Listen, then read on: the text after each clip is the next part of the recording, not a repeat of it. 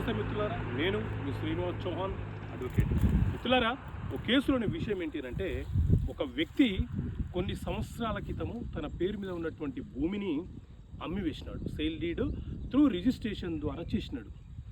ఎవరైతే కొనుగోలు చేశారో ఆ వ్యక్తులు మ్యూటేషన్ చేసుకోకపోవడం వల్ల వాళ్ళ పేరు మీదకి పట్టా రాలేదు. అయితే అతనికి సంబంధించిన అంటే అమ్మిన వ్యక్తి ఎవరైతే ఉన్నారో అతనికి సంబంధించిన వారసులు చనిపోతూ మా తాతగారు మాకు వీలునామా రాసిపోయారు, ఆ వీలునామా ప్రకారం మా భూమి మాకే చెందుతుందని చెప్పి వాళ్ళు ఇప్పుడు గొడవ పడుతూ ఉన్నారు. సో ఇట్లాంటి సందర్భాల్లో ఏం జరుగుతుంది అని అంటే, సో మిత్రులారా, ఎవరైనా సరే ఏదైనా ఒక భూమి తన కష్టార్జితంతో కొనుగోలు చేసిన భూమి తన వద్ద ఉంటే అతను ఎవరికైనా అమ్మవచ్చు, గిఫ్ట్ ఇవ్వచ్చు, వీలునామా రాసే హక్కు అతనికి ఉంటుంది.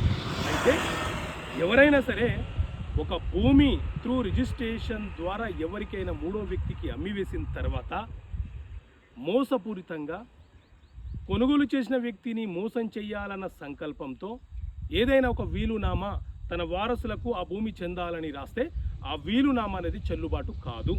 అమ్మివేసినటువంటి భూమిని తిరిగి మనం వీలునామా రాయడం అనేది కుదరదు, చెల్లుబాటు కాదు. దాని వెనుక నేరం చెయ్యాలని, మోసం చెయ్యాలన్న ఉద్దేశం, సంకల్పం ఉంటుంది. కాబట్టి ఆ వీలునామా అనేది చెల్లుబాటు కాదు. ఓకే మిత్రులారా, థ్యాంక్ యూ. జై హింద్.